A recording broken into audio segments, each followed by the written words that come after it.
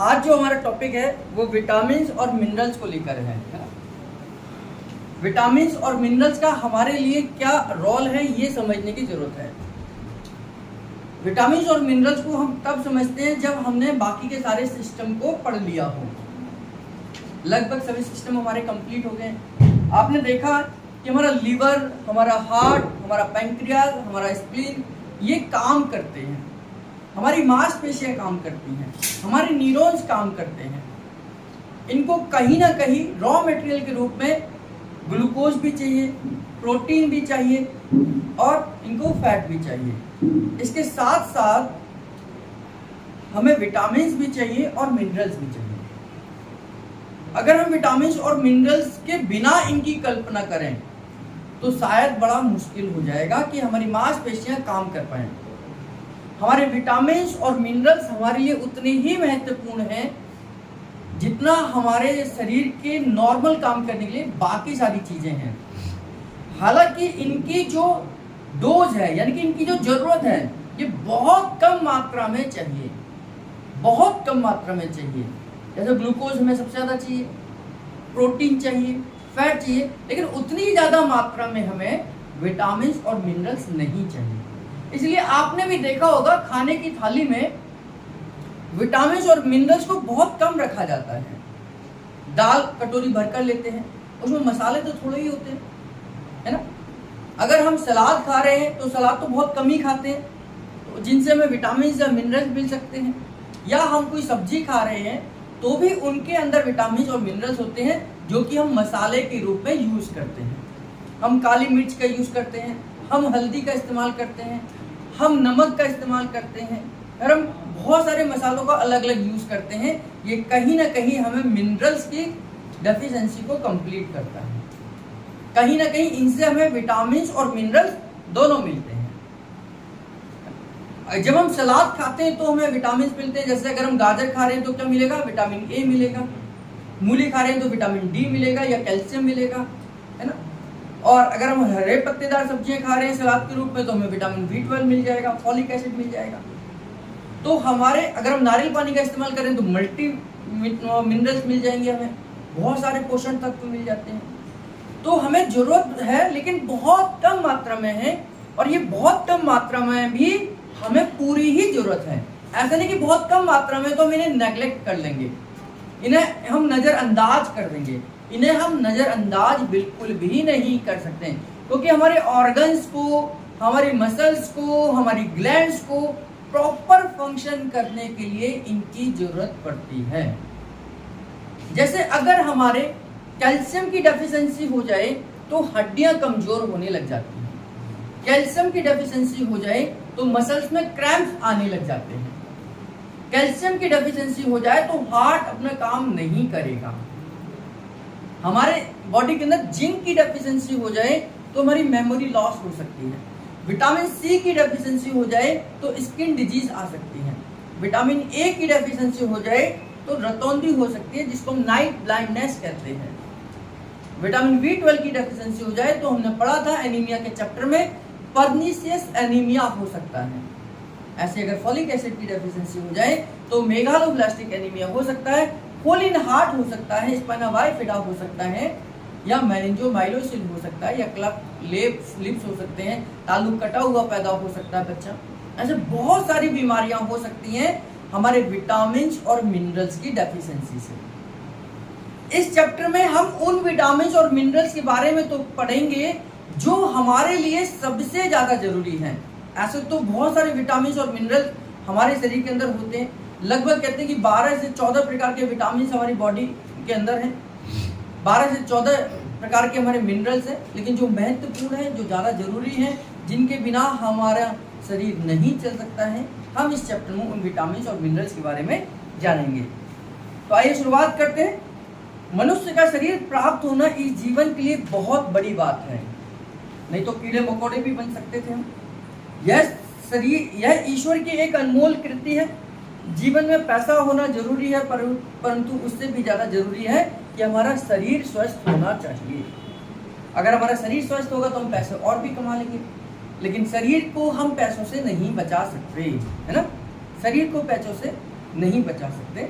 और अच्छे स्वास्थ्य के लिए हमारे शरीर में जितने भी सिस्टम हैं उनका सही प्रॉपर तरीके से फंक्शन करना जरूरी है।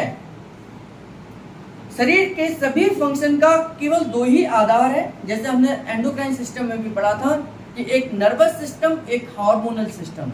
हमारे पूरे शरीर में ये काम करते हैं, नर्वस सिस्टम और हार्मोनल सिस्टम। ये दोनों सिस्टम खास करके केमिकल बॉडी में होम्योस्टेसिस को बनाए रखते हैं।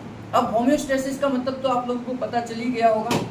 होम्योस्टेसिस शरीर की वह अवस्था जब हमारे शरीर के अंदर सभी अच्छे कारक यानी कि रोग अच्छे स्वास्थ्य के कारक सब नॉर्मल रेंज में हो, वो हमारी स्थिति क्या कहलाती है? होम्योस्टेसिस कहलाती है। यानी कि हमारा बीपी, हमारा शुगर, हमारा कैल्शियम, जितनी भी चीजें हैं, हमारे हार्मोन्स सब एक नॉर्मल अवस्था में हो, उस कंडीशन को हम कहते हैं कि हमारा शरीर होम्योस्टेसिस की कंडीशन में है। इनडायरेक्टली WHO ये कहता है कि हमारा शरीर मेंटली, फिजिकली, इमोशनली तीनों तरीके से जब ठीक होता है, स्वस्थ होता है, तो हम 100% स्वस्थ होते हैं। न केवल इमोशनली, न केवल फिजिकली, न केवल मेंटली, तीनों ही लेवल पर हमारा फिजिकल हेल्थ डिपेंड करता है। न्यूरोथेरेपी के अनुसार सभी हार्मोन्स या केमिकल 3 ही प्रकार के रॉ मटेरियल से बनते हैं। हमने पढ़ा था ये भी, कोलेस्ट्रॉल है, टायरोसिन एमिनो एसिड है, या प्रोटीन या पॉलीपेप्टाइड्स, है ना। इन तीनों चीजों से ही हमारे सभी हार्मोन्स बनते हैं। इसके लिए हमें हर प्रकार की सब्जी, हर प्रकार के फल, अनाज इत्यादि दालें सभी खानी चाहिए, क्योंकि हर दाल का अपना महत्व है, हर सब्जी का अपना महत्व है, हर फल का अपना महत्व है। हम कोई भी फल उठाकर देखें तो हम ये कहते हैं कि इसके अंदर ये क्वालिटी है। जैसे आंवले को उठा लें तो विटामिन सी उसके अंदर बहुत है ना। अगर हम आम को उठा लें तो भी उसके अंदर भी विटामिन सी बहुत है। तो ऐसे हर फल की अपनी क्वालिटी है, उसमें कोई ना कोई पोषण एक स्पेशल रूप में रहता है। इसलिए हमें सारे प्रकार के फल और सब्जियों का इस्तेमाल करना चाहिए। भारत में अधिक लोग खाने पीना प्रॉपर तरीके से ध्यान न रखने के कारण कमजोर और बीमार हो जाते हैं। भारत में जो लोग ज़्यादातर लोग बीमार हैं, उसके मुख्य वजह उनका गलत खाना और पोषण गलत होना, यानी कि वो खा तो रहे हैं लेकिन पोषण युक्त नहीं खा रहे हैं। उसके 4 कारण इन्होंने बताए हैं। बीमार होने के क्या कारण हो सकते हैं?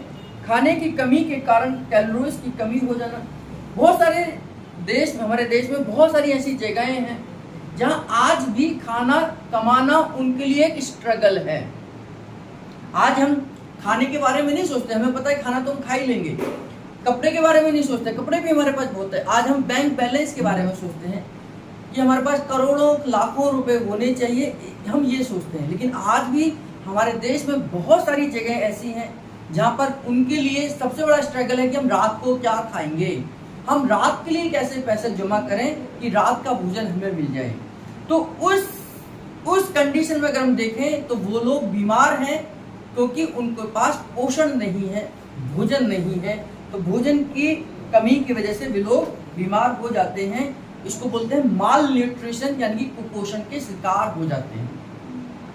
कई लोग जरूरी एमिनो एसिड बनाने के लिए जो प्रोटीन होनी चाहिए, खानी चाहिए, हमें वह नहीं खाते हैं। अब हम खाना तो खा रहे हैं लेकिन हमें यही नहीं पता कि हमारी बॉडी बिल्डिंग कैसे होती है, हमारी मसल्स कैसे बनती है, हमारे टिश्यूज कैसे बनते हैं, सेल कैसे बनते हैं। तो प्रॉपर तरीके से अगर जैसे उदाहरण मैंने बेसिक की कॉन्सेप्ट में दिया था, बेसिक जब आपका कोर्स चल रहा था, कि हमारे शरीर की इंटरनल टूट फूट को 2 एमिनो एसिड ठीक करते हैं, एक ल्यूसिन, एक आइसोल्यूसिन। अगर ये, और हमें यही नहीं पता कि ल्यूसिन और आइसोल्यूसिन है कहाँ पर, तो हमारी इंटरनल टूट फूट कैसे ठीक होगी। तो मैंने उस समय बताया था कि हम जो खिचड़ी खाते हैं, सैला चावल और मूंग की छिलके वाली दाल खाते हैं, तो इसके अंदर ये दोनों ही हमारे एमिनो एसिड होते हैं। अगर हम खिचड़ी खा रहे हैं, दलिया खा रहे हैं, तो इंटरनली अपनी टूट फूट वैसे ही ठीक कर लेंगे। कई लोग ताजे फल और सलाद सब्जी नहीं खाते, उससे उनके शरीर के अंदर विटामिन की डेफिशिएंसी हो जाती है। जैसे आजकल के जो बच्चे हैं वो फल ही खाना पसंद नहीं करते। फल खाने में उनको बड़ी दिक्कतें आती हैं। उनको सेब खाना पसंद नहीं, उनको चीकू खाना पसंद नहीं, उनको केला खाना पसंद नहीं, है ना। जब हम फल ही नहीं खाएंगे तो इनके अंदर जो विटामिन या मिनरल्स है वो हमें कैसे मिलेगा। अब केले के अंदर सबसे ज्यादा पोटेशियम होता है, अगर हम केला नहीं खाएंगे तो पोटेशियम कैसे मिलेगा, और पोटेशियम नहीं मिलेगा तो हमारी मसल्स स्ट्रेंथनिंग नहीं होगी, मजबूत नहीं होगी, है ना। तो केला खाना भी जरूरी है। और इसी प्रकार मिनरल्स यानी खनिज धातुओं की कमी से ये सभी हमें दिक्कतें आ जाती हैं, और यह सभी चीजें हमारे सब्जियों में, फलों में, सलाद में मिल जाती हैं। और इसके लिए जरूरी बात यह भी है कि हमारा पेट ठीक होना चाहिए।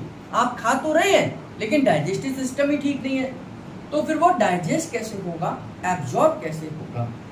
और इसके लिए कि हमारा पेट ठीक हो तो इसके लिए हमारे अंदर कोई गलत आदत नहीं होनी चाहिए। गलत आदत का मतलब कि अगर हम पेट का ध्यान ही नहीं रख रहे हैं, हम फास्ट फूड पर ही खा रहे हैं, तो ये भी गलत आदत है। हमारे सोने का टाइमिंग गड़बड़ है, ये भी गलत आदत है। हम कुछ फिजिकल एक्टिविटी ही नहीं कर रहे हैं, ये भी गलत आदत है। अब चरस, गांजा, स्मोकिंग वगैरह, ड्रिंक करना, ये तो गलत आदतें हैं ही हैं, लेकिन जो ये नहीं कर रहे हैं उनको भी अपनी लाइफ में सही डायरेक्शन में चलना चाहिए। हरि ने मनुष्य के सुखी जीवन के लिए ये सब वस्तुएं फ्री दी हैं। आजकल फ्री नहीं है, आजकल ये कॉस्टली हैं। सब्जियां भी कॉस्टली हैं, दालें भी कॉस्टली हैं, हमारे फल भी कॉस्टली हैं, लेकिन फिर भी प्रकृति ने तो हमें फ्री दी है। अब हम उस पर टैक्स लगाकर उसको बेच रहे हैं, कॉमर्शियल लेवल पर जा रहे हैं, एक अलग बात है, लेकिन आजकल ये हमें लेकिन लेनी पड़ेगी। अब हम बात करते हैं सबसे पहले कि विटामिन का क्या रोल है। शरीर के सभी कार्यों के लिए विटामिन की जरूरत होती है। जैसे बॉडी में सेल की दुरुस्ती के लिए, यानी कि इंटरनल टूट फूट के लिए जो क्रियाएं होती हैं उनको उकसाने के लिए हमें विटामिन की जरूरत पड़ेगी। बॉडी को हर कार्य को करने के लिए एनर्जी की जरूरत होती है। अब जैसे टूट फूट में मैंने आपको बताया कि अगर कहीं पर क्लॉटिंग, ब्लीडिंग हो रही है, कहीं चोट लग गई, तो उस समय में कौन से विटामिन की जरूरत पड़ेगी, विटामिन के की जरूरत पड़ेगी, क्योंकि विटामिन के ब्लड क्लॉटिंग फैक्टर के रूप में जाना जाता है। तो विटामिन के की आवश्यकता पड़ गई। और शरीर की जर्नल ग्रोथ को मेंटेन करने के लिए भी हमें विटामिन की आवश्यकता रहती है। विटामिन शरीर में नहीं बनते हैं। कुछ विटामिन जो हैं वो प्रकृति में प्रोविटामिन के रूप में पाए जाते हैं। प्रोविटामिन का मतलब है कि वो विटामिन के रूप में नहीं मिलते, लेकिन वो कहीं ना कहीं इनएक्टिव फॉर्म में मिलते हैं। जब वो बॉडी के अंदर जाते हैं तो बॉडी उनको एक्टिव फॉर्म में कन्वर्ट कर देती है। जैसे गाजर के अंदर मिलने वाला विटामिन ए प्रो विटामिन के रूप में होता है और उसको हम बीटा कैरोटीन कहते हैं। गाजर के अंदर एक्चुअली में बीटा कैरोटीन है, लेकिन जैसे हम गाजर खाते हैं बीटा कैरोटीन हमारे शरीर के अंदर जाते हैं। लिवर और हमारा थायराइड ग्लैंड्स इस विटामिन को, इस प्रोविटामिन को यानी कि बीटा कैरोटीन को विटामिन ए में कन्वर्ट कर देता है। ठीक है, तो ये प्रोविटामिन हो गया। फॉर एग्जाम्पल गाजर और पालक में बीटा कैरोटीन नामक एक प्रोविटामिन पाया जाता है, जिसे बाद में विटामिन ए में बदलकर लिवर स्टोर करके रखता है। अन्य विटामिन सब्जी है, अनाज है, दाल के छिलके हैं आदि में पाए जाते हैं और पाचन संस्थाओं द्वारा शरीर में इनका अवशोषण होने के बाद इनको प्राप्त किया जाता है। इसलिए हमें हर प्रकार के विटामिन प्राप्त हों, इसके लिए हमें हर प्रकार की सब्जी, दाल, फल, सलाद खाने चाहिए। हमें ये नहीं करना कि मैं तोरई नहीं खाता, मैं घिया नहीं खाता, मैं बैगन नहीं खाता, मैं ये नहीं खाता, मैं वो नहीं खाता। हमें सब कुछ खाना चाहिए। जितने भी फल और सब्जियां हैं वो सब खाने चाहिए। हाँ, ये अलग बात है कि मैं ये ज्यादा खाता हूँ, ये कम खाता हूँ। अगर बैगन बन जाए तो मैं थोड़ी 1 कटोरी खाता हूँ, लेकिन वहीं शाही पनीर बन जाए तो मैं 2 कटोरी खा जाता हूँ। ये हो सकता है कि भाई आपको विटामिन के लिए बैगन भी खाना है, क्योंकि बैगन की जो क्वालिटी है वो कोई दूसरा दे नहीं सकता। तो ये नहीं करना कि मैं बैगन नहीं खाता, मैं घिया नहीं खाता, मैं टिंडे नहीं खाता। ये कर सकते हैं कि मैं थोड़ा खाता हूँ, जिससे कि आपको उसकी पूर्ति मिल जाए, उसकी कमी ना हो। इनमें सभी विटामिन सेल में थोड़ी मात्रा में रहते हैं और कुछ विटामिन लीवर में स्टोर हो जाते हैं। अगर भोजन में कोई विटामिन ना मिले तो लीवर कुछ दिन तक अपने अंदर स्टोर विटामिन से शरीर का काम चला लेता है, जिससे कुछ दिनों तक या कुछ महीनों तक काम चल सके। पर मनुष्य को हर दिन सब्जियों इत्यादि खानी चाहिए, जिससे विटामिन की कमी हमारे शरीर को ना हो। लीवर कौन कौन से विटामिन को स्टोर करके रख सकता है, इसकी जानकारी आपको होनी चाहिए। जैसे विटामिन ए को हम 5 से 10 महीने तक स्टोर करके रख सकते हैं। इसका सीधा सीधा संबंध ये है कि अगर हम सर्दियों में गाजर को अच्छी तरीके से खाते हैं, गाजर अच्छी तरीके से खाएं तो हमें विटामिन ए मिल जाएगा, लीवर उसे स्टोर कर लेगा और सर्दियां खत्म होने पर वो आने वाली सर्दियों तक उस विटामिन की पूर्ति कर सकता है। यानी कि वो 10 महीने तक अपने स्टोर कर लेगा। और अक्टूबर से आपकी गाजर शुरू हो जाएंगी, जनवरी फरवरी तक चलती हैं, तो 4 महीने तो आप गाजर खा सकते हैं, सलाद के रूप में खाइए। तो विटामिन ए आने वाले 10 महीने तक आपकी बॉडी के अंदर स्टोर रहेगा।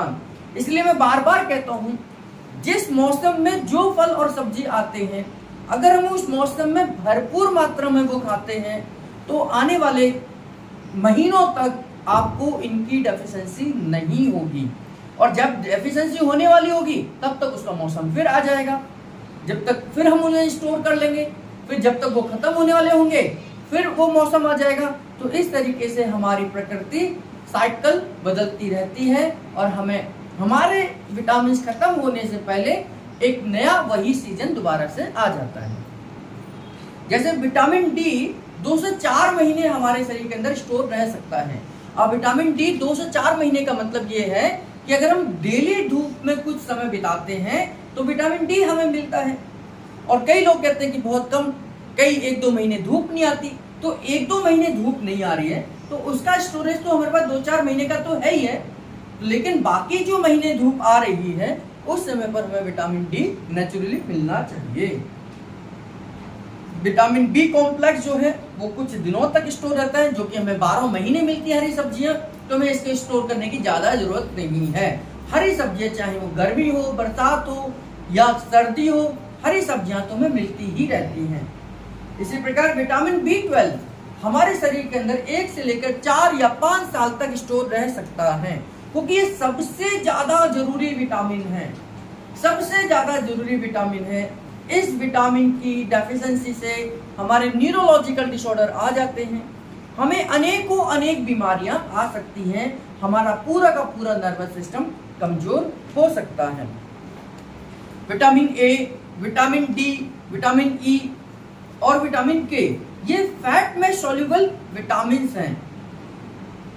उनको इलियम में एब्जॉर्ब होने के लिए बाइल साल्ट की जरूरत होती है एवं भोजन में कुछ मात्रा में फैट्स की आवश्यकता होती है, अन्यथा इनका अवशोषण नहीं हो पाएगा। यानी कि vitamin A, vitamin D, vitamin E, vitamin के ये फैट सॉल्युबल विटामिन है, यानी कि ये फैट के अंदर घुल जाते हैं, फैट के अंदर घुल जाते हैं, फैट सॉल्युबल है, घुलते हैं। अब इनको अगर हमें एब्जॉर्ब करना है तो इनके साथ में कुछ न कुछ फैट खाने की आवश्यकता है। यानी कि अगर हम इन चीज़ों का इस्तेमाल कर रहे हैं तो उस समय पर हमें घी तेल की भी आवश्यकता पड़ेगी, तभी ये इसके साथ मिक्सअप होगा और ये एब्जॉर्ब हो जाएगा, नहीं तो ये पास आउट हो जाएंगे। और हम हिंदुस्तान में तो जो भोजन बनता है उसमें घी तेल का इस्तेमाल होता ही होता है। फॉरेन में एक अलग बात है कि हम रोस्टेड करके चीज़ों को खा लेते हैं, भून के खा लेते हैं, नहीं तो सलाद पर ही रह रहे हैं, है ना। वहाँ रोस्टेड कर या भून कर चीज़ों का ज़्यादा इस्तेमाल होता है। हिंदुस्तान की परंपरा में आज भी हम बिना घी तेल की सब्जी और दाल की कल्पना नहीं कर सकते हैं। तो जिनमें vitamin A, vitamin D, vitamin के, तो इनको तो हम वैसे भी ऑब्जॉर्ब हो जाएंगी। नहीं तो गाजर का हलवा चिकनाई डलती है ना, चिकनाई होती है, बिना घी के तो बन ही नहीं सकता। और गाजर भी है तो अपने आप में वो गाजर का हलवा आप इस्तेमाल कर रहे हैं सर्दियों में तो विटामिन ए आपको मिल ही जाएगा। बहुत सारे लोगों का मन भी कर रहा होगा खाने का, है ना। एवं उनको इलियम में हम आसानी से एब्जॉर्ब कर सकते हैं। विटामिन B12 ये तो हो गए फैट सॉल्युबल, यानी कि जो फैट के साथ हमें एब्जॉर्ब होंगे, vitamin A, vitamin D, vitamin E और विटामिन के। अब vitamin B12, vitamin C, folic acid, अन्य इत्यादि सभी विटामिन पानी में घुलनशील है और अगर ज्यादा हो जाए तो यूरिन के द्वारा ये बाहर भी निकाले जाते हैं। यानी कि अगर हम विटामिन B12 खा रहे हैं, विटामिन C खा रहे हैं, फॉलिक एसिड खा रहे हैं, तो हमें बहुत ज़्यादा चिंता की आवश्यकता नहीं है। बहुत सारे लोग कहते हैं जरूरत से ज़्यादा हो जाएगा तो कहीं जम ना जाए शरीर के अंदर। ये वाटर सॉल्युबल है, यानी कि अगर इनकी जरूरत से ज़्यादा हमारी बॉडी ने एब्जॉर्ब कर भी लिया तो ये ब्लड के साथ, पानी के साथ घुलकर यूरिन के माध्यम से बाहर निकल जाते हैं। जैसे विटामिन C और बहुत सारी गोलियां हमने कोरोना के दौरान में खा रहे थे, जिसको देखो विटामिन C की गोली खा रहे हैं, तो उसमें एक चीज ये भी था कि अगर हम विटामिन C जरूरत से ज्यादा खाएंगे तो क्या कोई दिक्कत होगी। तो विटामिन C अगर आप खा रहे हैं, जरूरत से ज्यादा भी हो रही है, तो वाटर सॉल्युबल है, यानी कि पानी में घुलनशील है और पानी के साथ वो बॉडी से बाहर निकल जाएगी। तो ये सभी विटामिन पानी में घुलनशील है। अगर भोजन में पर्याप्त विटामिन ना हो या पाचन संस्थान कमजोर हो तो उससे हमारी हड्डियां, मांसपेशियां और टिश्यूज की अनेक बीमारियां आ सकती हैं। हड्डियों से रिलेटेड आ सकती हैं, मांसपेशियों से रिलेटेड आ सकती है, नर्वस सिस्टम से रिलेटेड आ सकती है, या ऑर्गन्स के डैमेज होने की भी समस्या आ सकती है अगर विटामिन हमारे शरीर के अंदर पर्याप्त ना हो। अब हम देखेंगे एक विटामिन का क्या क्या रोल है, उसकी डेफिशिएंसी से कौन कौन सी बीमारी आ सकती है, या उसकी अधिकता से क्या हो सकता है, और उसका स्रोत क्या है, यानी कि वह हमें कहां से मिल सकता है। तो सबसे पहले हम शुरुआत करते हैं विटामिन ए को लेकर। यह एक फैट सॉल्युबल विटामिन है। यह जानवरों के टिश्यूज में खास तौर से रेटिनॉल के रूप में पाया जाता है। यह प्राकृतिक रूप से भी कई चीजों में बीटा कैरोटीन के रूप में पाया जाता है, एवं जिसे विटामिन ए के रूप में बदलकर लिवर स्टोर करके रख लेता है। यानी कि अगर आप नॉनवेज खाना पसंद करते हैं तो नॉनवेज में ये मिल जाएगा, अगर आप वेज खाना पसंद करते हैं तो वेज में भी ये गाजर के माध्यम से आपको बहुत सारी ऐसे वेजिटेबल्स के माध्यम से विटामिन ए मिल सकता है। इसका फंक्शन क्या है, ये सभी सेल्स के डेवलपमेंट के लिए जरूरी है। यानी कि विटामिन ए की क्या जरूरत है, ये सेल के डेवलपमेंट के लिए जरूरी है, एपिथेलियल टिश्यूज के नॉर्मल फंक्शन के लिए जरूरी है। आपको टिश्यूज के चैप्टर में मैंने बताया था एपिथेलियल टिश्यूज कहाँ ऊपर होते हैं, हमारी स्किन के ऊपर होते हैं। यानी कि अगर हम गाजर अच्छा खाते हैं तो हमारी स्किन की चमक भी अच्छी होगी, स्किन रफ नहीं होगी, स्मूथ होगी, चिकनी होगी, अच्छी स्किन हमारी होगी। विटामिन ए हमारी आंखों के लिए भी जरूरी है और बच्चों की ग्रोथ के लिए भी विटामिन ए की आवश्यकता होती है ना। अब इसकी कमी से क्या क्या दिक्कतें आ सकती हैं, तो नाइट ब्लाइंडनेस यानी कि रतौंधी, आंखों की समस्या हो सकती है। रात में नहीं, दिन में भी आंखों की समस्या हो सकती है। एक्ने, आपकी स्किन के ऊपर स्किन झड़ने लग जाती है, एक रफ जैसी हो जाती है। एक्ने यानी कि मुहासे निकल जाते हैं, स्किन ड्राई हो जाती है, बच्चों का विकास रुक जाता है और टेस्टिस के अंदर एपिथेलियल एट्रोफी आ जाती है, यानी कि टेस्टिस सिकुड़ने लग जाते हैं, अंडकोश श्रिंक हो जाते हैं, जिससे कि यह इनफर्टिलिटी का भी कारण बन सकता है। यानी कि बांझपन की समस्या आ सकती है अगर मेल के अंदर टेस्टिस क्या है, सिकुड़ने लग जाते हैं। आंखों की कॉर्निया, कंजक्टिवा जैसी अनेक समस्याएं आ सकती है। टोटल मिलाकर ये आंखों के लिए बहुत ही जरूरी विटामिन है ना। इसके स्रोत हमने देख लिए।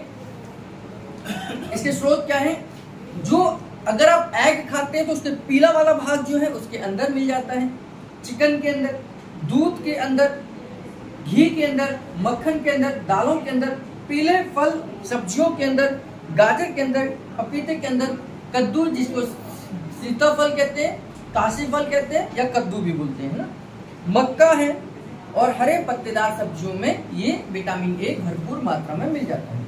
विटामिन ए की कमी से दूर करने के लिए लिवर और थायराइड ग्लैंड का ठीक होना जरूरी है, क्योंकि अभी मैंने आपको बताया विटामिन ए कभी भी डायरेक्ट नहीं मिलता, ये प्रोविटामिन के रूप में मिलता है, जिसको विटामिन ए में कन्वर्ट करना पड़ता है, और जो लिवर और हमारा थायराइड ग्लैंड ही इस प्रोविटामिन को विटामिन ए में कन्वर्ट करेगा।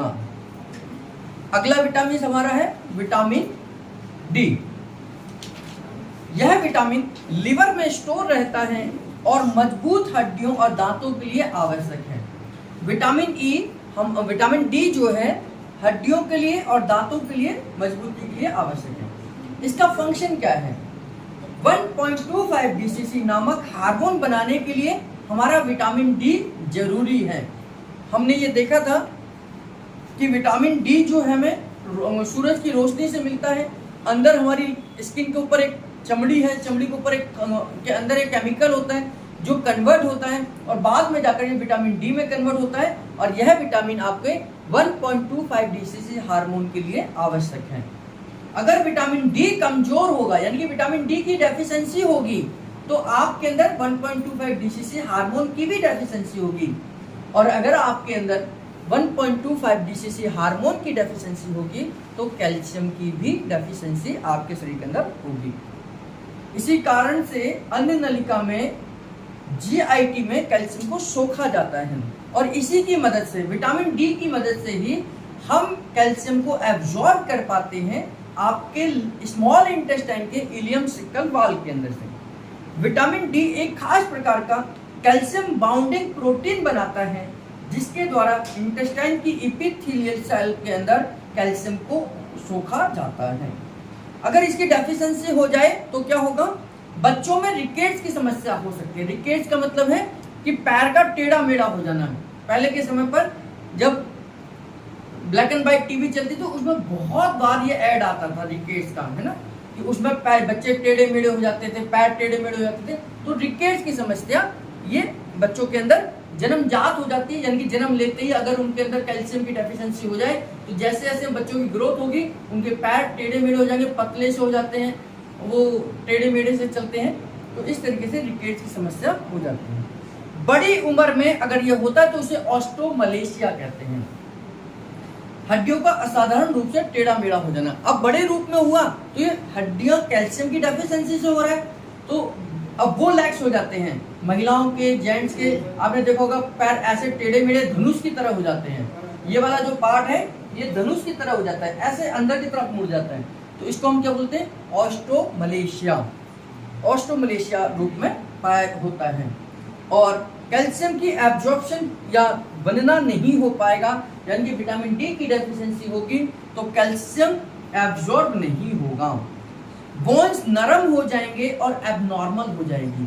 बहुत सारे लोगों के हाथ की हड्डियां टेढ़ी हो जाती हैं कैल्शियम की डेफिशिएंसी से, इधर की हड्डियां टेढ़ी हो जाती हैं, पैर की हड्डियां टेढ़ी हो जाती हैं क्योंकि उनको कैल्शियम की डेफिशिएंसी होती चली जाती है। बोन छाती की जो हड्डी है उभर जाती है जिसे पिकॉक चेस्ट कहते हैं। पिगॉन लिख दिया यहाँ पर, पिकॉक चेस्ट बोलते हैं, जिसमें कई बार ये गड्ढा भी हो जाता है। कई लोगों की छाती की हड्डी ऐसे निकल कर आ जाती है, जैसे आपने देखा होगा कबूतर को या उसको तोते को देखा होगा, उसका ये वाला पार्ट जो है वो आगे की तरफ निकला होता है ना, कबूतर का भी ये वाला हिस्सा आगे की तरफ लिखा होता है। तो ये भी हमारी हड्डी का एबनॉर्मल ग्रोथ है क्योंकि ये हड्डी हमारी कैल्शियम की डेफिशिएंसी की वजह से उभार निकल आता है। अगर रिकेट्स बड़ी उम्र में हो तो उसे ऑस्टियोमलेशिया कहते हैं। इन्हें एनीमिया और वीकनेस भी रहती है, साथ में हाथ पैरों में, स्पाइन में, थोरेसिक, पेल्विक में भी, यानी कि जहाँ जहाँ हड्डियाँ होंगी, जहाँ जहाँ जिन जिन हड्डियों पर प्रेशर पड़ता है उन सब में दर्द आ सकता है। इसके सोर्सेज क्या हैं? धूप है, यानी कि धूप में हमें डेली बैठना चाहिए अगर हमें इसकी डेफिशिएंसी से बचना है। दूध है, क्रीम है, बटर है, कोड, यानी कि अगर आप फिश का इस्तेमाल करते हैं तो फिश या फिश ऑयल का भी उसके अंदर विटामिन डी आसानी से मिल जाएगा। नहीं तो दूध, क्रीम, बटर या दूध के जितने भी प्रोडक्ट हैं उनमें ये आसानी से मिल जाता है और नारियल पानी में भी ये आसानी से मिल सकता है। जो वेजिटेरियन है वो वेजिटेरियन के रूप में इसका इस्तेमाल कर सकते हैं और जो नॉन वेज ले सकते हैं वो फिश या फिश ऑयल का इस्तेमाल कर सकते हैं। अगला विटामिन हमारा है विटामिन ई, टोकोफेरॉल इसको कहते हैं। यह एंटीऑक्सीडेंट है। एंटीऑक्सीडेंट का मतलब आपके शरीर के अंदर बीमारी को पनपने से रोकने वाला विटामिन। अगर किसी को कोई दिक्कत ना भी हो तो भी आप विटामिन ई को नॉर्मली ले सकते हैं, यानी कि डायरेक्ट विटामिन ई को भी ले सकते हैं या विटामिन ई के सोर्सेज को भी आप ले सकते हैं। तो जरूरी नहीं है कि आपको विटामिन ई तभी लेनी है जब आपको दिक्कत हो। तो एंटीऑक्सीडेंट है, यानी कि आपके शरीर के अंदर फ्री रेडिकल्स को खींचने वाला विटामिन है, जो सेल्स को डैमेज होने से बचाता है, आरबीसी की आयु को बढ़ाता है। बहुत रेयर केस में इसकी कमी हो सकती है, क्योंकि तकरीबन सभी प्रकार के फलों में, सब्जियों में, खाने में यह विटामिन हमें मिल जाता है। प्रॉब्लम क्या हो सकती है? विटामिन ई के अभाव में किडनी के ट्यूबुलर सेल्स या मसल्स के सेल्स भी डैमेज हो जाते हैं, डिजेनरेट होते हैं, यानी खत्म होने लगते हैं। इसकी कमी से नपुंसकता यानी कि बांझपन, जिसको इम्पोटेंसी, इनफर्टिलिटी हम कह सकते हैं, इसकी कमी से सेल मेम्ब्रेन, माइटोकॉन्ड्रिया और लाइसोसोम की रचना एवं उनके कार्य में भी काफी गड़बड़ी आ सकती है ना। तो ये हमारे लिए बहुत जरूरी विटामिन है। इम्पोटेंसी, बांझपन का, इनफर्टिलिटी के कारण हो सकता है, ये मेल और फीमेल दोनों के लिए जरूरी है। इसके सोर्सेज हैं अंकुरित अनाज, अगर आप स्प्राउट्स खाते हैं तो आपको विटामिन ई आराम से मिल जाएगा। नट्स खाते हैं, ड्राई फ्रूट्स खाते हैं तो भी विटामिन, जैसे बादाम के छिलके में विटामिन ई अच्छा होता है। हरी सब्जियां, दूध, मक्खन, वनस्पति ऑयल, जिसको वनस्पति ऑयल का मतलब यानी कि जो आप लोग सरसों का तेल यूज करते हैं, ये वनस्पति ऑयल का ही एक उदाहरण है।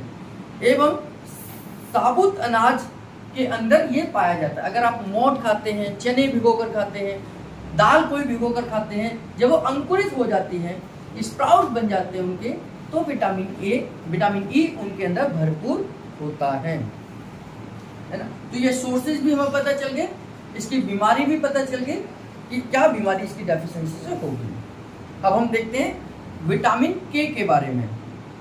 यह एक ब्लड क्लॉटिंग फैक्टर के रूप में जानने वाला एक विटामिन है, एकमात्र ऐसा विटामिन जो ब्लड क्लॉटिंग फैक्टर के रूप में जाना जाता है, जिसको हम विटामिन के बोलते हैं। यह रक्त के थक्के बनने के लिए आवश्यक प्रोटीन बनाता है, यानी कि आपके ब्लड की क्लॉटिंग प्रॉपर तरीके से हो, इसके लिए यह एक आवश्यक प्रोटीन भी बनाता है। विटामिन के को लार्ज कोलोन की बैक्टीरिया भी कुछ मात्रा में बनाते हैं। लार्ज कोलोन यानी कि असेंडिंग कोलोन के अंदर यह कुछ मात्रा में पाया जाता है। जब बैड शोर होते हैं तब उसे खत्म करने के लिए जो एंटीबायोटिक ली जाती है, उनकी वजह से पेट खराब हो जाता है और विटामिन के को बनाने वाले जो गुड बैक्टीरिया होते हैं वो खत्म हो जाते हैं। बहुत सारे लोगों को बैड शोर हो जाता है। बैड शोर का मतलब क्या है कि लेटे लेटे क्या है, आपके शरीर के अंदर घाव हो जाते हैं, है ना। बहुत सारे लोग जैसे पैरालिसिस के केसेस हैं, कोमा के पेशेंट हैं, या कोई ऐसे पेशेंट है जो लेटे ही रहते हैं, जिनकी मूवमेंट भी नहीं होती, तो due to lack of oxygen या वहाँ पर हवा ना पहुँचने की वजह से वहाँ के सेल डेड होने लग जाते हैं और वहाँ घाव हो जाता है। उस घाव को हम बैड सोर कहते हैं। अब उनको ठीक करने के लिए हमें एंटीबायोटिक लेनी पड़ती है। उस एंटीबायोटिक का साइड इफेक्ट ये है कि यह विटामिन के को बनने नहीं देता, यानी कि जो गुड बैक्टीरिया हमारे शरीर के अंदर हैं उनको खत्म कर देती है हमारी एंटीबायोटिक। इसलिए बहुत समय तक हमें एंटीबायोटिक का भी इस्तेमाल नहीं करना चाहिए। बहुत सारे लोग होते हैं, खांसी हुई नहीं, एंटीबायोटिक ले ली, बुखार हुआ नहीं, एंटीबायोटिक ले ली, हल्का फुल्का जुकाम हुआ नहीं, एंटीबायोटिक ले ली। तो बार बार जो हम एंटीबायोटिक ले रहे हैं, इससे हमारे गुड बैक्टीरिया डैमेज होते हैं जो हमारे लिए आवश्यक हैं, और उनकी डेफिशिएंसी की वजह से हमें दूसरी एक समस्या का समाधान होता है, पता चले दूसरी समस्या और क्रिएट हो जाती है। तो इनकी डेफिशिएंसी हो जाएगी विटामिन के की, तो क्या बीमारी होगी?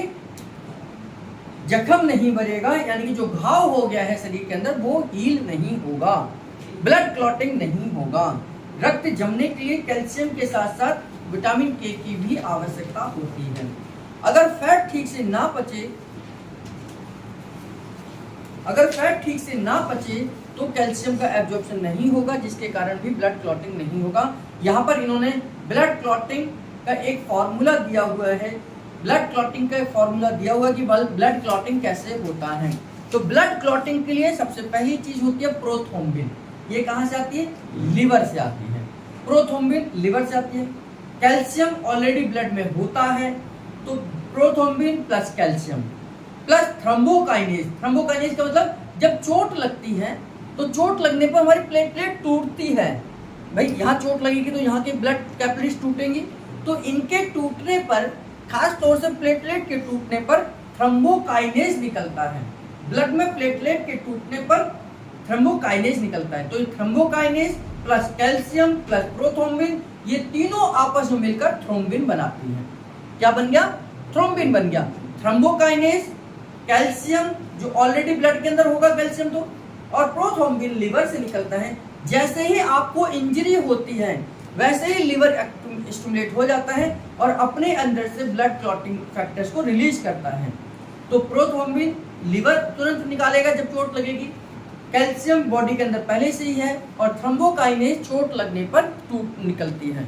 तो थ्रोम्बोकाइनेज, कैल्शियम और प्रोथ्रोम्बिन आपस में मिलकर क्या बनाते हैं? थ्रोम्बिन बनाते हैं। थ्रोम्बिन प्लस फिब्रिनोजन, फिब्रिनोजन फिर से लिवर से निकलता है।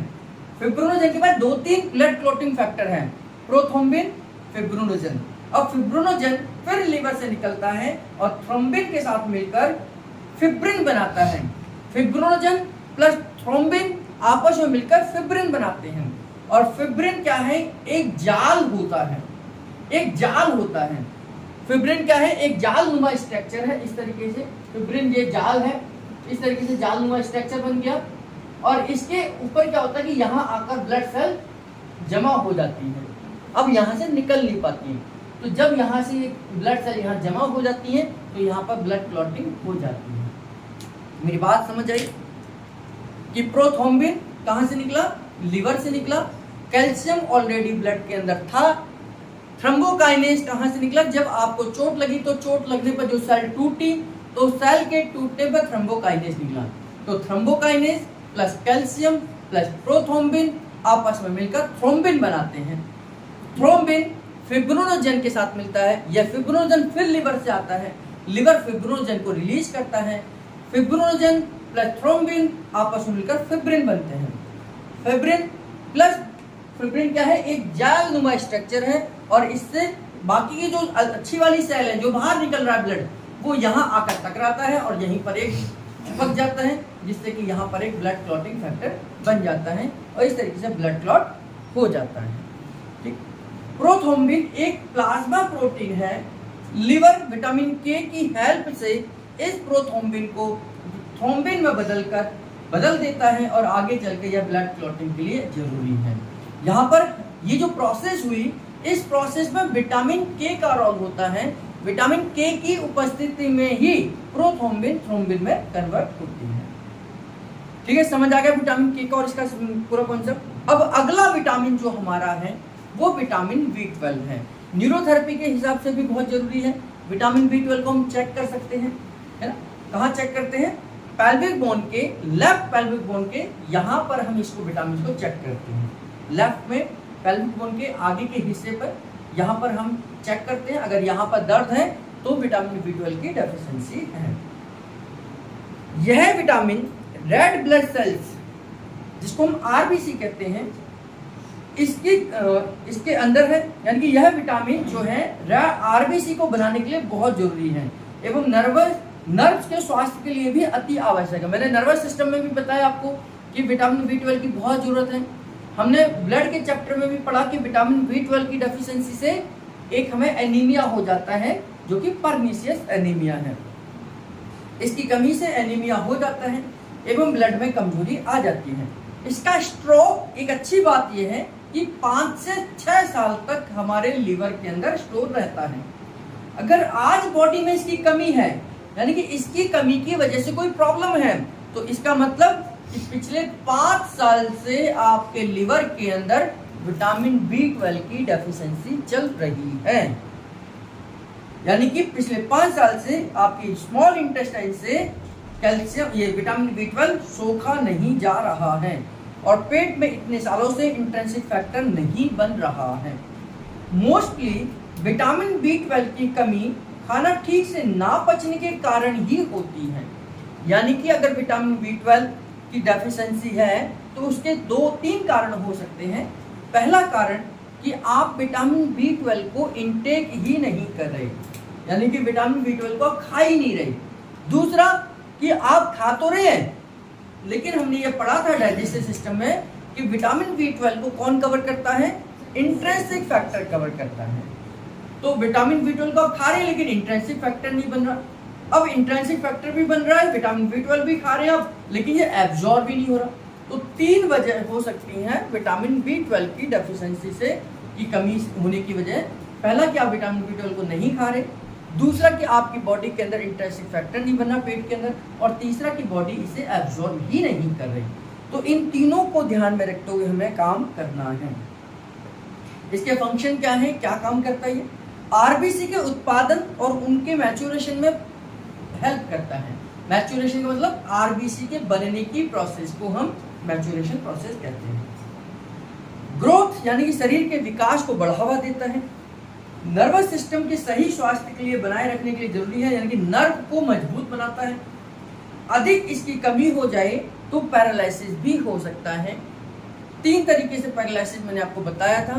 पहला क्लॉटिंग की वजह से, दूसरा हाई बीपी की वजह से, तीसरा लैक ऑफ विटामिन की वजह से भी आपको पैरालिसिस हो सकता है, जिसमें विटामिन B12 का मेन रोल है। विटामिन B12 की कमी से स्पाइनल कॉर्ड के लार्ज फाइबर में डीमाइलिनेशन हो जाता है। यानी कि अगर विटामिन B12 की डेफिशिएंसी लंबे समय तक रहे, आपकी बॉडी विटामिन B12 को एब्जॉर्ब ना कर पाए, तो नर्वस सिस्टम वीक हो जाएगा, नर्व वीक हो जाएंगी, और नर्व के ऊपर जो कवरिंग है, जिसको मैंने आपको न्यूरॉन्स के ऊपर कवरिंग, जिसको माइलिन शीथ बताया था, वो माइलिन शीथ डीजनरेट हो जाएगी, यानी कि वो डिजॉल्व हो जाएगी, और यह मल्टीपल स्क्लेरोसिस का कारण बन सकती है। पेरिफेरल सेंसेशन खत्म हो जाती है, जिससे हाथों में सुनपन, झंझनाहट आने लगती है। बहुत सारे लोग कहते हैं कि मेरे हाथों में झंझनाहट होती है, सुनपन होती है, मैं आलती पालती मारकर या चौकड़ी मारकर बैठ जाऊं या इंडियन टॉयलेट में बैठ जाऊं तो खड़े होने पर पैरों में एकदम करंट सा चलता है, झंझनाहट होती है। यह सब विटामिन B12 की डेफिशिएंसी है। इस विटामिन के प्रभाव से एक सेल 2 सेल में बदल जाती है और आरएनए डीएनए में बदल जाता है। यानी कि यह हमारे डीएनए और आरएनए पर भी प्रभावित होती है। अगर हमारे डीएनए और आरएनए में कुछ गड़बड़ी है तो विटामिन B12 की डेफिशिएंसी इसका जिम्मेदार हो सकती है। सेल की ग्रोथ के लिए, सेल का एक सेल से दूसरे सेल में कन्वर्ट होना, तभी शरीर की ग्रोथ होती है। तो सेल डिवीजन में भी विटामिन B12 की हमें जरूरत होती है, हमें जरूरत होती है। पेरिफेरल सेंसेशन यानी कि हाथ पैरों में झंझनाहट आ जाती है, इसकी जो पूर्ति है, यह एकमात्र ऐसा विटामिन है जो सब्जियों में ही मिलता है। नहीं को काट देना, सब्जियों में ही मिलता है। यानी कि अगर आप हरी सब्जियां खा रहे हैं तो आपको आसानी से विटामिन B12 मिल जाएगा, क्योंकि सबसे ज्यादा महत्वपूर्ण है, तो ऐसा तो हो ही नहीं सकता ये ना मिले। शाकाहारी लोगों के लिए यह दूध, पनीर में प्राप्त आसानी से हो जाता है और हरी सब्जियों में भी हो जाता है। इसलिए दूध या दूध के जो भी प्रोडक्ट होते हैं उन्हें हमें पर्याप्त मात्रा में लेना चाहिए। दूध की बजाय हमें पनीर है, दही है, इनको लेना चाहिए और इनका अवशोषण ठीक से होना चाहिए। तो विटामिन B12 एकमात्र ऐसा विटामिन है जो सबसे ज्यादा हरी सब्जियों में मिलता है। तो हरी सब्जियों में, अंकुरित आहार में, दूध या दूध के प्रोडक्ट में ये आसानी से आपको मिल जाता है। अगला विटामिन जो हमारा है वो नियासिन है। ये B कॉम्प्लेक्स का ग्रुप है ना। इसके सोर्स जो है यह कुदरती तौर से दूध, क्योंकि जब विटामिन B12 मिल रहा है तो यह भी मिलेगा दूध, लिवर, खमीर, यीस्ट, पनीर और दालों में ये अच्छी मात्रा में नियासिन पाया जाता है। इसकी कमी से क्या होगा? नियासिन की कमी से शुरू में मसल्स में कमजोरी आती है, ग्लैंडुलर सिक्रीशन कम हो जाती है, यानी कि ग्लैंड्स प्रॉपर तरीके से काम नहीं करते। जो भी ग्लैंड्स हैं, चाहे वो लिवर है, गॉल ब्लैडर है, पैंक्रियाज है, स्प्लीन है, ये श्रिंक करते हैं तो अपने अंदर से सिक्रीशन निकालते हैं। जब हार्ट श्रिंक करता है तभी ब्लड को बाहर निकालेगा। अगर हार्ट श्रिंक ही ना करे तो ब्लड बाहर ही नहीं आएगा, है ना। जब हार्ट श्रिंक करेगा तभी तो ब्लड बाहर आएगा। तो ये श्रिंक करना, हर ग्लैंड का श्रिंक करना जरूरी है, और ये जरूरी किस है, तभी इनके सिक्रीशन बाहर निकलते हैं। तो इस श्रिंक करने के लिए हमें नियासिन की जरूरत पड़ती है। जो नियासिन है इसकी भरपूर मात्रा होनी चाहिए, है ना। नियासिन की कमी से शुरू में मसल क्रैम्प्स आएंगे, जो हमारे ग्लैंड्स है वो ठीक प्रकार से काम नहीं करेंगे।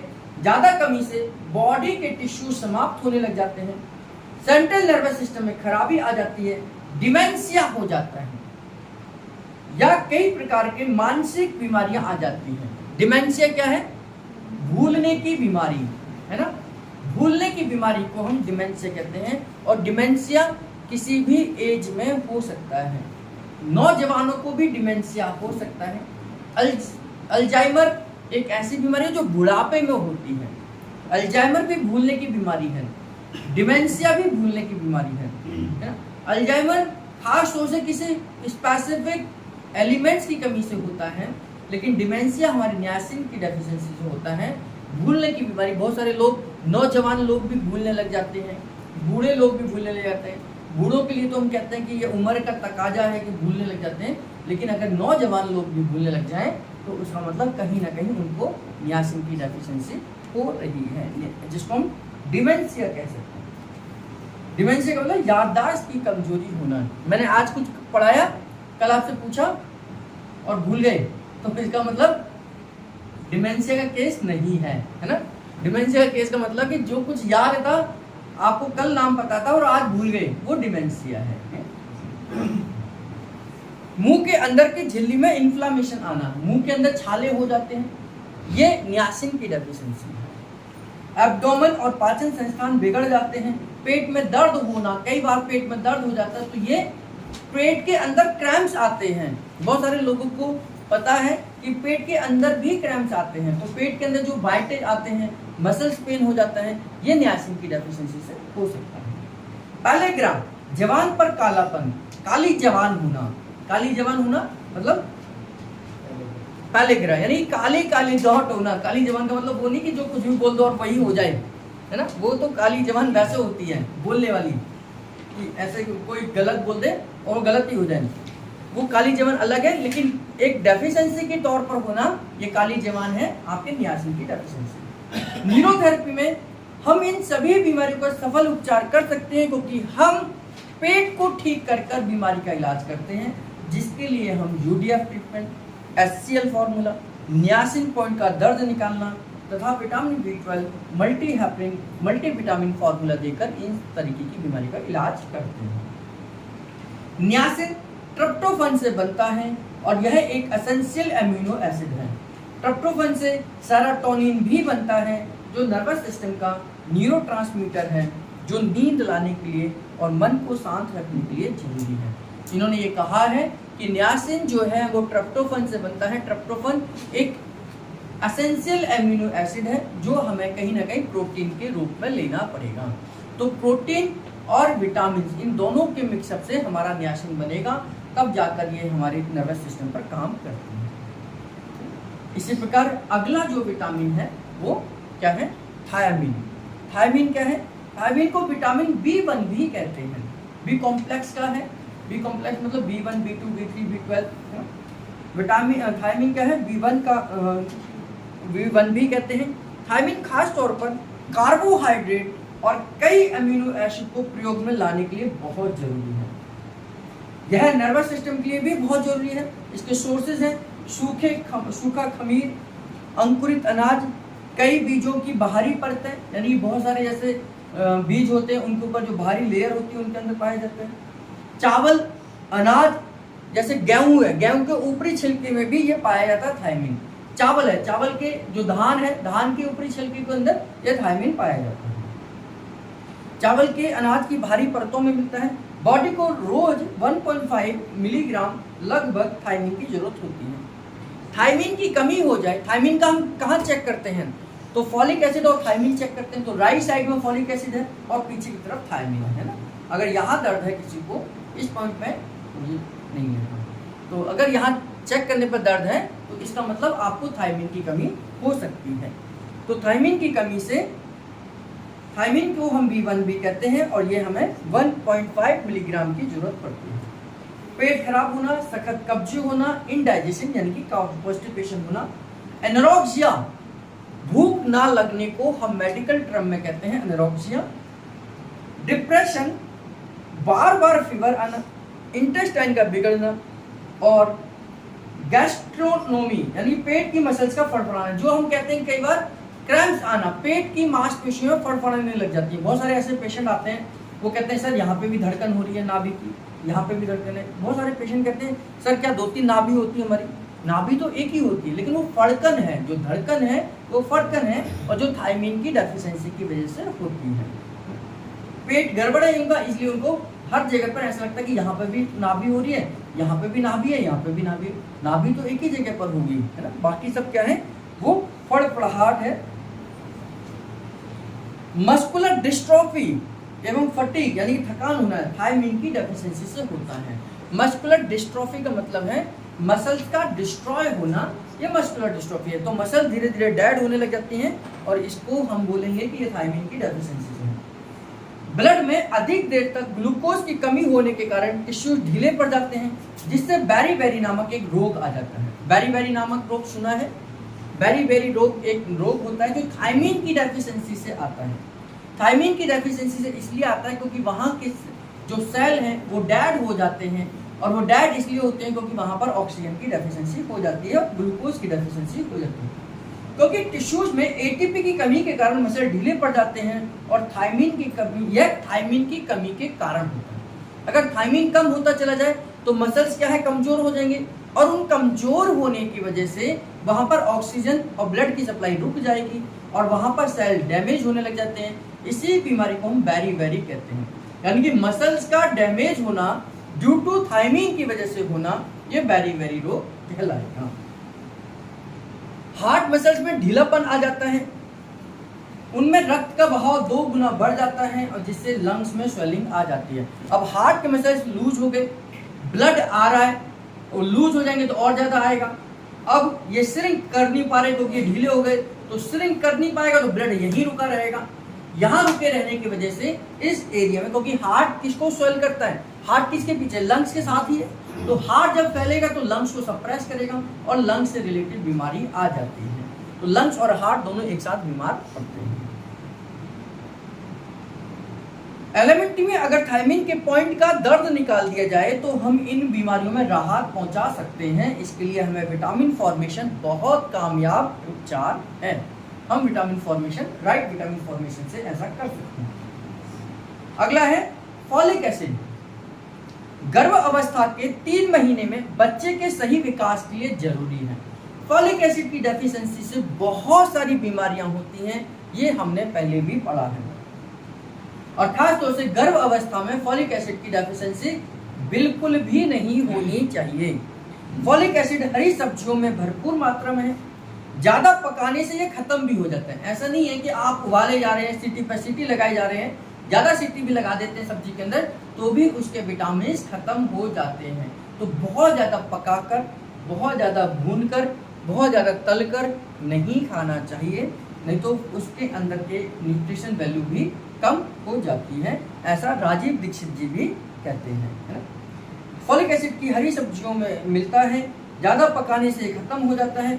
कच्ची सलाद, चावल के ब्रेन यानी छिलके में, गेहूं या दाल के छिलकों में ये भरपूर मात्रा में फॉलिक एसिड मिलता है। इसकी प्रॉब्लम क्या होगी, यह विटामिन B12 के साथ मिलकर आरबीसी का मैच्योरेशन कराता है, यानी कि यह आरबीसी को बनाने के लिए जरूरी विटामिन है, यानी आरबीसी को इसके इस लायक बनाता है कि वह कैपिलरीज के अंदर घुस सके। अगर फॉलिक एसिड की डेफिशिएंसी हो जाए तो आरबीसी का आकार काफी बढ़ जाएगा और वह कैपिलरीज के अंदर नहीं घुस पाएंगे, और इस प्रकार से एक एनीमिया होगा, जो आप लोग बताएंगे कौन सा होगा। अगर आरबीसी का साइज जरूरत से ज्यादा बढ़ जाता है due to lack of folic acid, तो उस समय पर वह कैपिलरीज के अंदर नहीं मूवमेंट करता, और इसकी वजह से कौन सा एनीमिया होता है, मैक्रोसाइटिक एनीमिया, है ना। मैक्रोसाइटिक एनीमिया में आरबीसी का साइज बढ़ जाता है और वो मूवमेंट नहीं कर पाती।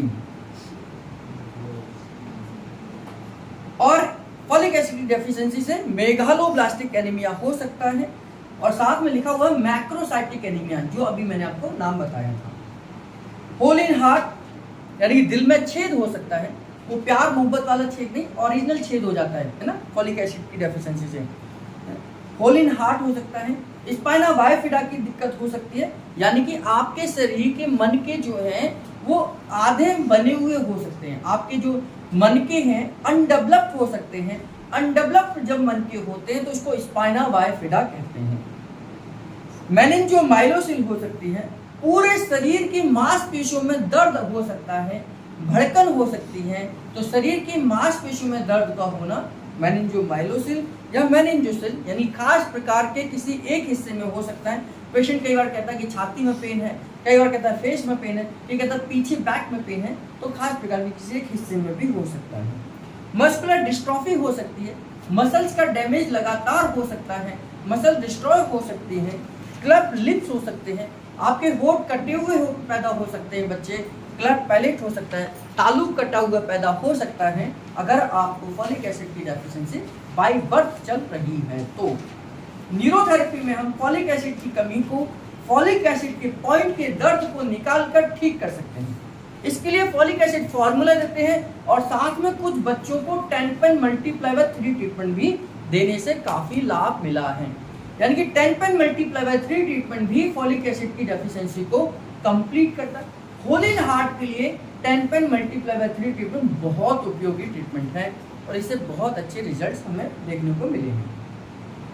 अगला और लास्ट विटामिन हमारा है विटामिन सी। यह हड्डी, कार्टिलेज, टिश्यूज और दांतों के लिए आवश्यक है। विटामिन सी हमारी स्किन के लिए भी जरूरी है। इसकी प्रॉब्लम अगर ये कमी हो जाए तो 20 से 30 सप्ताह तक अगर विटामिन सी की कमी या स्कॉर्बिक एसिड इसका दूसरा नाम है की कमी हो जाए तो स्कर्वी रोग हो सकती है, जिसको हम कहते हैं कि स्किन की दिक्कत है या मांसपेशियां ढीली हो जाती हैं, मसूड़े कमजोर हो जाते हैं और दांतों से ढीले हो जाएंगे और मसूड़ों से खून बहने लगता है। बहुत सारे लोगों को टूथपेस्ट करते समय, मंजन करते समय दांतों से खून आता है, यह विटामिन सी की डेफिशिएंसी से होता है। अगर किसी को है तो वह उसके लिए विटामिन सी का इंटेक प्रॉपर तरीके से करे तो समस्या ठीक हो जाएगी। दांत ढीले हो जाएंगे, मसूड़ों से खून आने लगेगा, हड्डियों में, जोड़ों में दर्द आ सकती है, स्कर्वी में दांतों या खून बहने लगता है और उल्टी और मोशन में भी खून आने लग सकता है। तो विटामिन सी की डेफिशिएंसी से हमें बहुत सारी, और ये हमारी इम्यूनिटी के लिए भी बहुत जरूरी है। इसका जो भरपूर स्रोत है वो आप सब जानते हैं, ये आंवले के अंदर 100% पाया जाता है। आंवले के अंदर मिलने वाला विटामिन सी हमारे आंवले के द्वारा हम उसे भूनकर, उसे उबालकर, हम उसका मुरब्बे में, उसको अचार में कैसे भी इस्तेमाल करें, आपको विटामिन सी आंवले से मिल ही जाएगा। और विटामिन सी के लिए हम खट्टे फल जितने भी हैं, आम भी विटामिन सी हमें देता है। तो खट्टे फल और खास तौर से हमारा आंवला विटामिन सी का भरपूर उपयोगी है और इसमें हम विटामिन सी का इस्तेमाल कर सकते हैं।